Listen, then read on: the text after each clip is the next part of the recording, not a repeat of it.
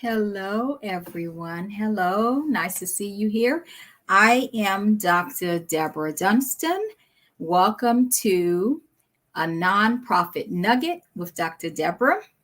As I said, I am Dr. Deborah, and I will be giving you a little something to chew on, just a nugget, a little something to chew on today. As you know, on a nonprofit nugget with Dr. Deborah, I like to focus on questions that I receive from my own clients and also just from some of you.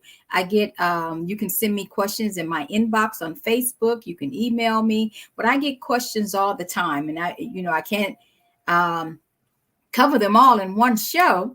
But I like to come on every Wednesday at 2 just to give you a little something to chew on that can help you in your nonprofit vision, or even if you're deciding that you want to start a nonprofit. So to help you to move forward. The question that we're covering today is a question I get a lot because as the spring comes in, you should start thinking about your events. The spring and summer are best for fundraising events. And so you should start laying down your foundation for your fundraising events. And there are many different steps to having a successful fundraising event. I've ran many different fundraising events. One of my fundraising events for the last organization that I worked for brought in more money than they had ever brought in before, just by doing some strategic strategies, just setting up some things and putting some things in place that brings in even more money. I like to tell people that you can make money from the tickets from sales for your event, but that's not where the money is for your nonprofit event. In fact, sometimes people even give away the tickets, because where your focus should be on making money for your nonprofit event should actually be in the sponsorships. You make more money in sponsorships than you really make in charging for the ticket. I'm not saying that tickets don't bring in money, don't get me wrong, but it will be easier to get sponsors to bring in the money and then make the hi Keithan. No, not for every sponsor. Good question. Not for every sponsor. Every sponsor do not require a 501c3. Every sponsor do not require. It all depends on the sponsor. And so as I go through, you may come up with some ideas, something that you can offer. It all depends on what you have to offer. I myself, with my business, have sponsored non-501c3 event, because remember, sponsorship dollars come from a marketing budget. And so all businesses have to market.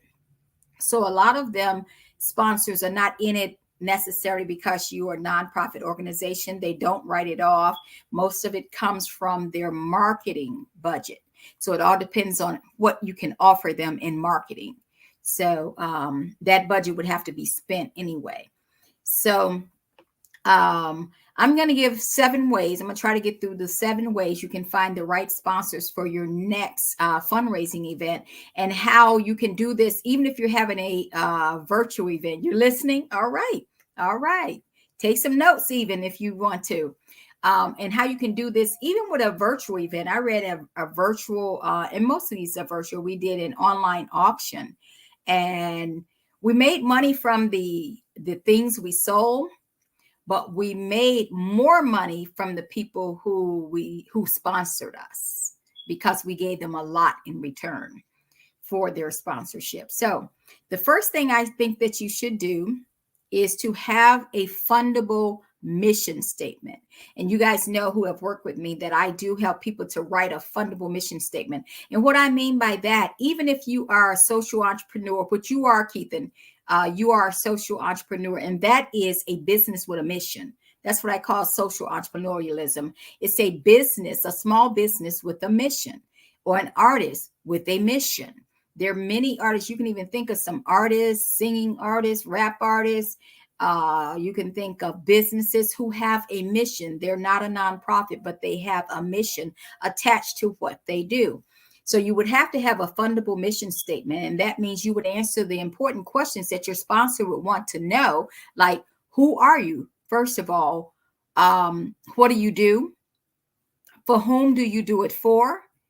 How do you do it? Like you can say through the music I write, through the presentations, through the poetry. So if you're an artist, you would do that. If you're an organization, of course, you would talk about what your organization does. And then why do you do it? The why is big. What's the impact of what you do? It's okay that you say you're doing all these activities and you're doing all these things. What people who support causes want to know is, what is the outcome? What is the impact? What good does it do for people, the community, the neighborhood, or the world as a whole? What good does it do? That's the why. So the who, the what, the for whom, the how, and the why are important questions in writing a fundable mission statement for your business, for your nonprofit, or for your social entrepreneurialism business, for your social entrepreneur business. So even, yes, Keith, and even an artist can have a mission statement attached to them. And you probably even know some. Number 2 is start with your local businesses. If you're just starting out, you wouldn't reach out to Coca-Cola. How much do you have to offer them? I just said them for example, because they were one of my sponsors when I worked for a international, actually. 2 of my jobs, actually, I worked for national organizations who had Coke and also for an international organization. But look what they can offer. That visibility is massive. And so, but go with your local businesses. Because local businesses, they work hard to build street credit too. They want to build a positive identity in their community.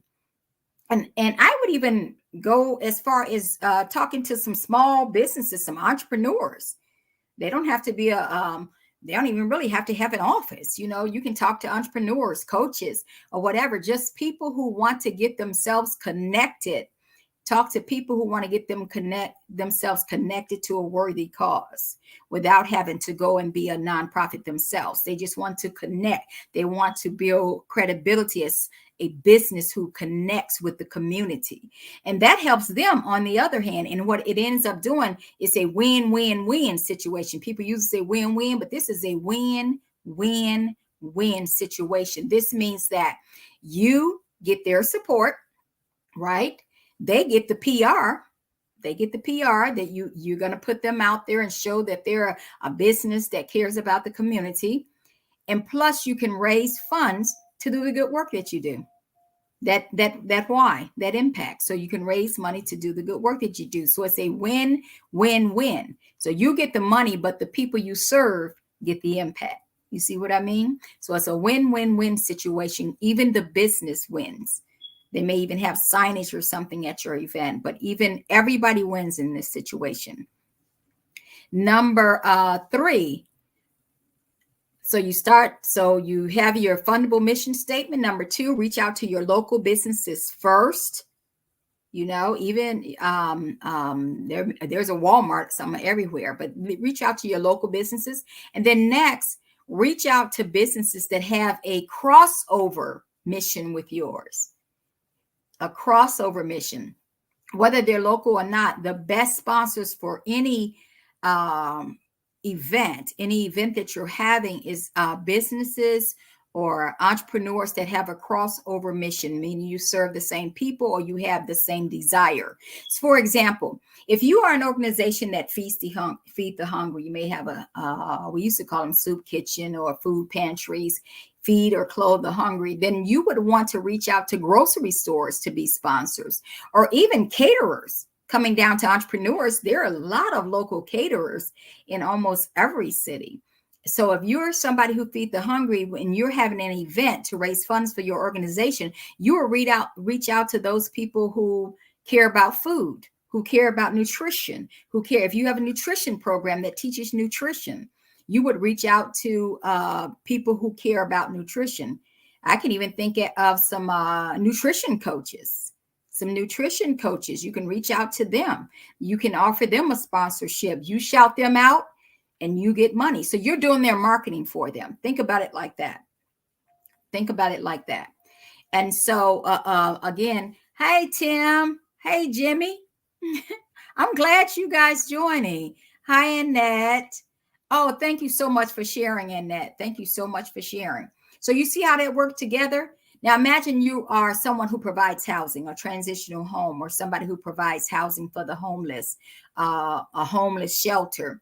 If you were having an event, you would reach out to people who care about housing, construction workers, hardware stores, contractors. You will reach out to them because they would want to. Hi, Dr. Beverly. Thank you for joining. Those people will want to be connected to someone who does housing, an organization that focus on housing. And so you would want to make sure it matches. And so next, what if you work with youth, a mentorship program, or whatever you do has an impact on youth? You would want to reach out to people who want to get in contact with youth and youth parents. Things like clothing stores where youth go, shoe stores. When I worked for a youth organization, one of my biggest sponsors actually was a local athletic shoe store. You know, they sold t-shirts and stuff too, but they sponsored our events every year because guess who was at our events? Young people.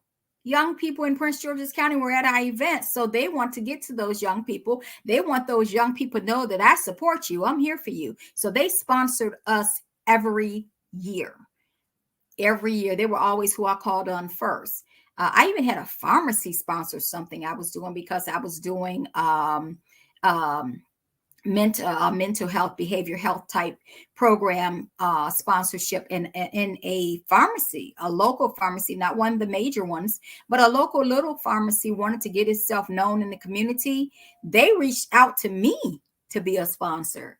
And I thought that was great. And I let them pass out their flyers to every parent who was there. And it would happen to be a Black-owned pharmacy. So they wanted to get known in the community we was in.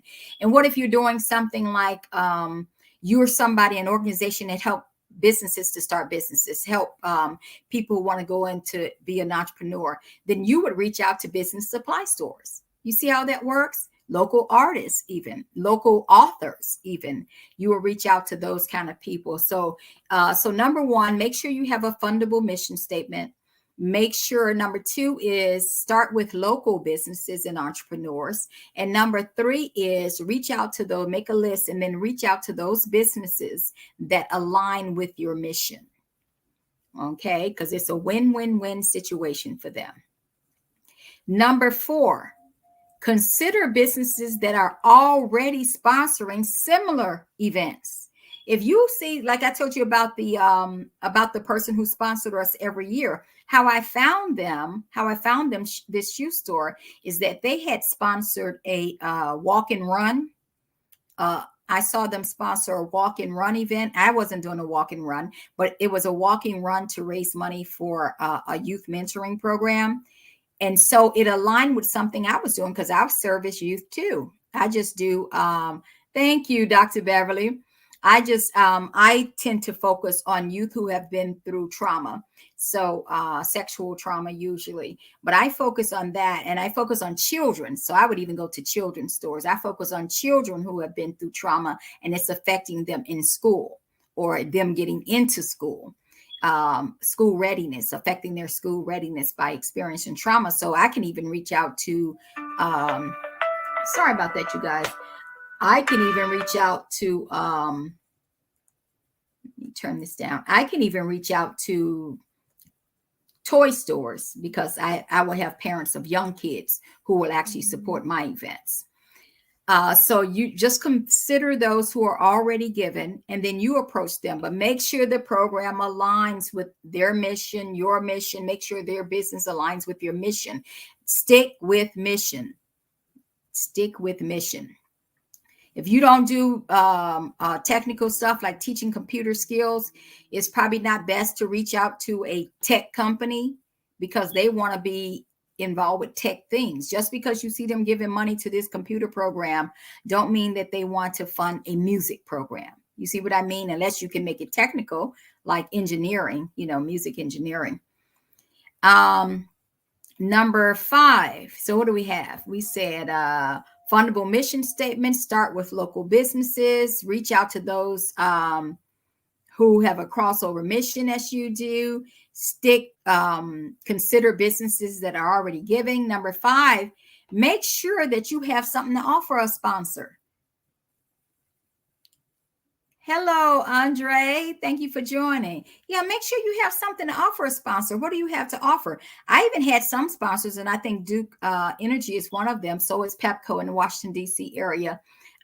They want to know how many impressions do you get on your social media? Because I say that's the first thing you need to do is get involved on social media. If you don't have a presence, what does it benefit me?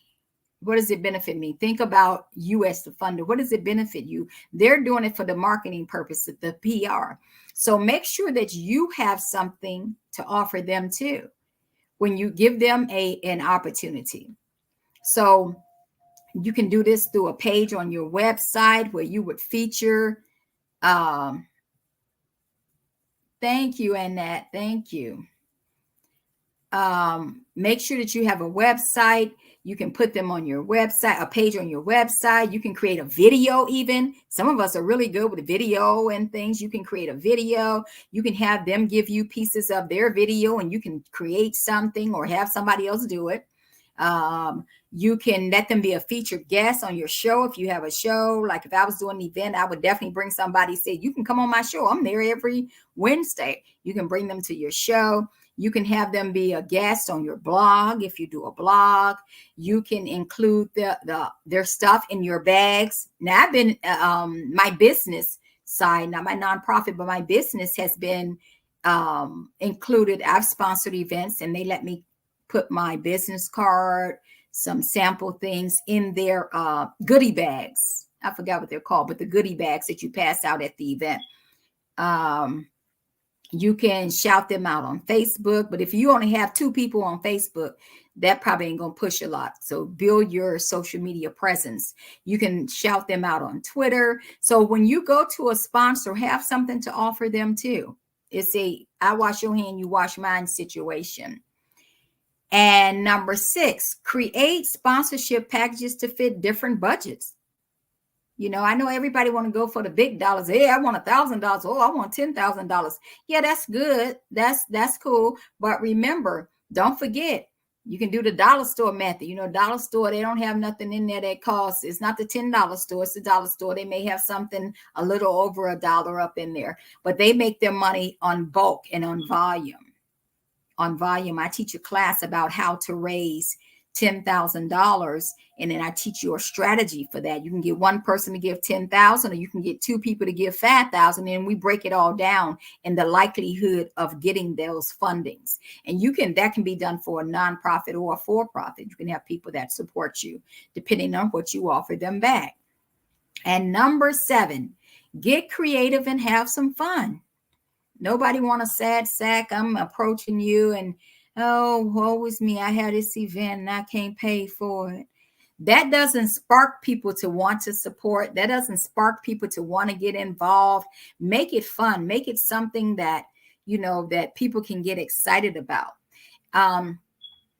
So let's go over. Number 1 was create a fundable mission statement. If you want me to help you with that, you can contact me. I offer a 30-minute session where we just sit down and we can create your fundable mission statement. I'm going to give you my website. I think my website is already up in the information section. Go to my website. It's a 30-minute session. You can purchase a 30-minute session, and I'll help you to create your fundable mission statement. That's number 1. Number 2 is start with local businesses. Number 3 is reach out to businesses who have a common mission. Number 4, or a crossover mission. Number 4, consider businesses that are already giving and sponsoring. Number 5, make sure you got something to offer, a sponsorship package. Number 6 is create a sponsorship package that also includes different levels of giving, different levels of sponsoring. And number 7, have fun doing it. If you'll be interested in a class, I'm thinking about teaching a class on this so I can go more into depth about each one of these and kind of lead you. Best part, get creative and have fun. That's right. I always invite you, lighten up a little bit, get creative and have fun. People want to be, you know, we know that we're helping someone, but don't make it so dreary. Let's enjoy this work. I love this work. Most of you know that I'm a minister. I have my own nonprofit healing and empowerment ministries. I try to make sure that we have fun, and that my volunteers have fun, my board has fun. Keep it fun and do the work. That's why I say keep it fun. I enjoy doing this work. Can you Google these types sponsors?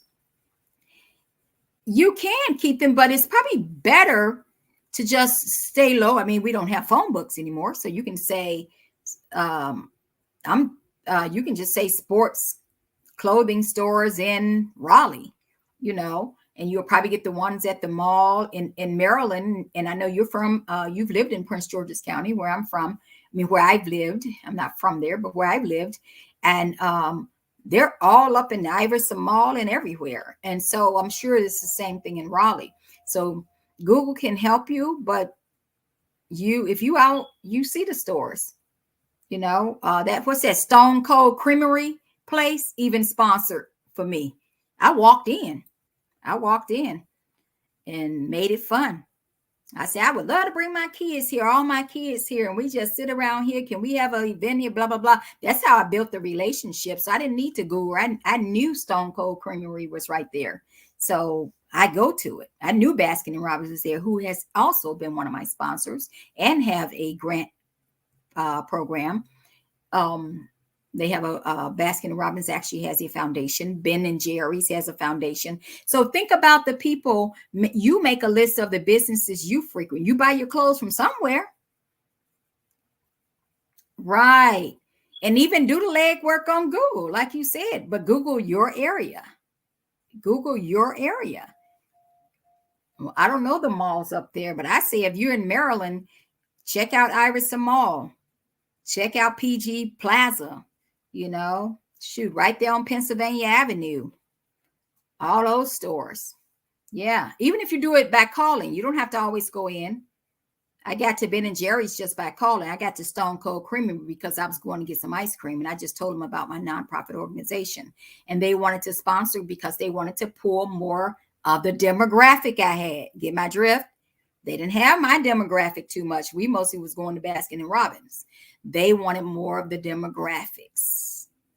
And they felt that working with my organization would get them that. So just have some fun, eat some ice cream, do what you got to do. Just make it a fun event, and sponsors will want to. Again, I say, don't forget the entrepreneurs and the authors. They want to get out there too. It may be a lower sponsor dollar, like it may only be $50, but you get enough local businesses, not even the businesses in the mall. I mean, just the local businesses that are working from their homes, the entrepreneurs, those $50 add up. Okay. Women, y'all good at that. When we have our women's events and we give out the goodie bags, you get a table and get to put your stuff in the bag, right? You know what I'm talking about, Dr. Beverly. You get a table at the event and you get to put your stuff in the little goodie bag that everybody gets to take home with all your information. So remember that. If you would like to have a class on this, let me know. Thinking about offering a pay what you can class, because those donations go to Healing and Empowerment Ministries trauma program for children. I'm thinking about having a pay what you can class on this because I think it needs to be addressed more. People need to be able to ask questions. You pay what you can to come. If you're interested in something like that, please inbox me. Let other people know that I'm interested in having a class, a pay what you can class for a donation to Healing and Empowerment Ministries. You get to come. Whatever the Lord lay on your heart to give, you can give. So it'll be at least $1 though, at least $1 to come to this class. So if you're interested in that, you'll be able to ask me your questions. I'll be able to answer your questions in this class as I teach it. So I thank all of you for joining me today. This has been a nonprofit nugget with Dr. Deborah, and I was just giving you a little something to chew on. Have a great day.